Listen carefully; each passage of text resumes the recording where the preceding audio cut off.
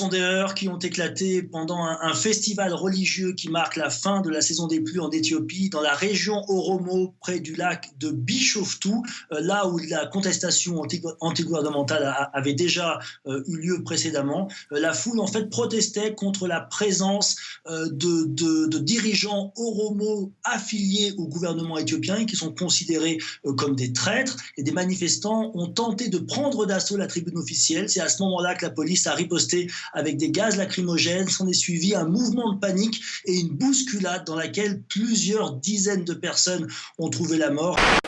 L'an dernier, à la même époque, Kunduz était déjà visé par une offensive des talibans. C'est la première fois depuis la chute de leur régime en 2001 qu'ils parvenaient à s'emparer, même brièvement, d'une capitale provinciale. Lors de la contre-offensive appuyée par les forces américaines, une frappe aérienne avait dévasté l'hôpital utilisé par Médecins sans frontières. La semaine touristique qui a lieu du 28 septembre au 6 octobre donne l'occasion de découvrir des endroits moins fréquentés d'Abidjan et banlieue. Ce sont les réserves naturelles. Ici, nous sommes au jardin botanique de Bingerville. Ce jardin existe depuis 1904.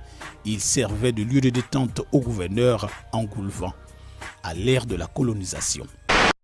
Aonon Laetitia, Doué-Marie Géraldine, Tiama Jean-Jacques, Kofingue Saint-Serge sont des jeunes Ivoiriens de la diaspora. Ils bénéficient du projet d'aide à la réinsertion, initié par le ministère de la Promotion de la Jeunesse, de l'Emploi des Jeunes et du Service civique à travers l'Agence Emploi Jeunes en collaboration avec l'Office français de l'immigration et de l'intégration OFII. Ils visent à accompagner les Ivoiriens de la diaspora qui souhaitent investir en Côte d'Ivoire.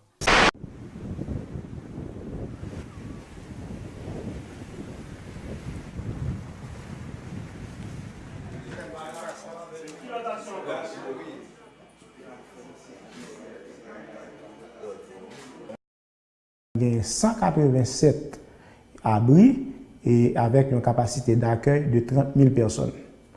Mais actuellement là, l'équipe est en place, il y a sensibilisé les gens pour aller à un proche ou bien dans un abri qui est disponible au niveau commune. Notre pilon. Ouattara Marie-Claire va nous écrire le mot maison. Pilon début. Pilon penché à gauche. Pilon penché à droite. Pilon penché à gauche. Pilon couché debout. C'est le son I. Oui. Kim Kardashian, victime d'une attaque à main armée cette nuit dans un hôtel de luxe à Paris. 5 hommes armés déguisés en policiers ont fait irruption dans sa suite et l'ont tenu en joue avant de l'enfermer dans la salle de bain et de l'attacher. Les malfaiteurs lui ont volé pour plusieurs millions d'euros de bijoux et ont pris la fuite. La star américaine est indemne mais très sonnée selon son entourage. La saison des prix Nobel s'est ouverte ce lundi à Stockholm et c'est un biologiste japonais qui a été primé en premier. Yoshinori Oshumi s'est vu décerner le Nobel de physiologie ou médecine. Il est récompensé pour ses découvertes sur les mécanismes de l'autophagie, un processus cellulaire complexe qui est impliqué dans plusieurs affections comme le cancer et les maladies neurologiques, a souligné le jury Nobel. L'inquiétude grandit dans les Caraïbes, alors que l'ouragan Matthews s'approche de la Jamaïque, Cuba et Haïti. À Kingston, les rues se sont rapidement trouvées inondées dimanche sous les fortes pluies annonçant les prémices de l'ouragan. Les écoles ont été fermées, nombre d'entre elles servant d'abri d'urgence et les transports en commun suspendus. Un revers pour Viktor Orban, mais lui refuse d'y voir un échec. Nous pouvons être fiers que la Hongrie soit le premier et pour l'instant le seul pays membre de l'Union européenne à exprimer directement son opinion sur la question de l'immigration. Bruxelles ou Budapest, telle était la question. Et nous avons décidé que c'était seulement à Budapest de décider.